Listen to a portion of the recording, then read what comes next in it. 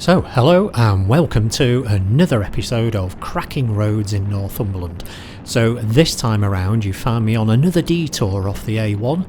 So if you're droning up the A1 and you're getting a little bit bored of staring at a dual carriageway and loads of traffic, then head towards North Charlton for 9 miles of absolute loveliness.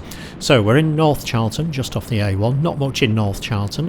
It's got around 238 inhabitants, and in 1296 apparently there were 12 people that were able to pay tax, so there's not been much of a population explosion.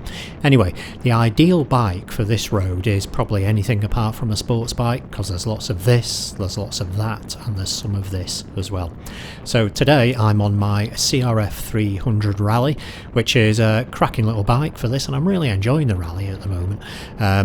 Obviously it's got very soft suspension, and that's one of the reasons why I don't have a pillion for this particular ride.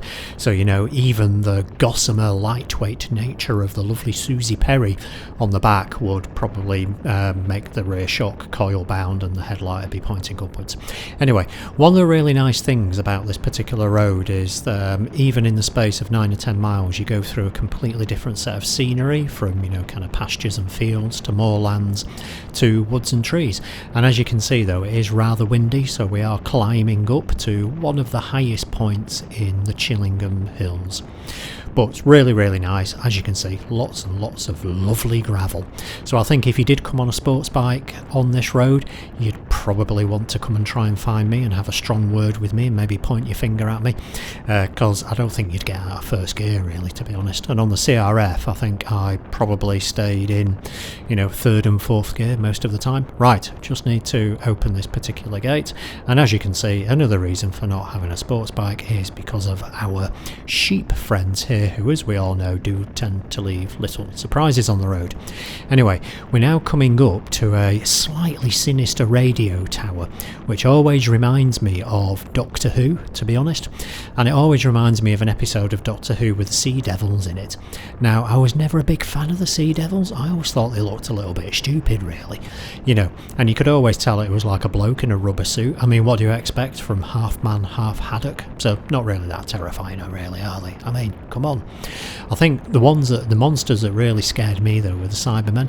I think it was because there's that innate knowledge that inside every Cyberman is a chopped up human being with an emotional inhibitor. Anyway, we're now coming up to the highest part of the ride, which is a place called Roscastle, and you can see the Cheviots in the distance.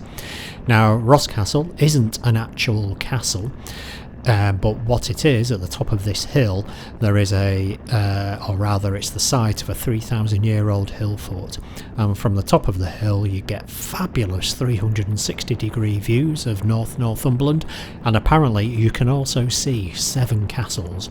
I've no idea what the 7 castles are, but of course Lindisfarne, Bamborough, etc.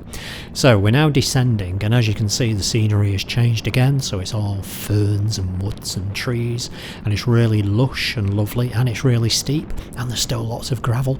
And I think that's what I really like about the CRF 300L and the Rally, is that you see gravel, you see a big hole in the ground, or you see a bit of grass, and you can't help but aim for it as opposed to avoiding it. And of course, if you come across a byway open to all traffic, of which there are plenty around here, you can go off and explore.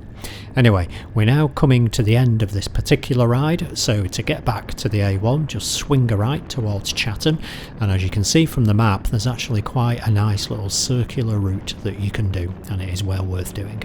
Okay, so that's it for this time. Hope everybody has a lovely day, and I'll see you later. Cheers!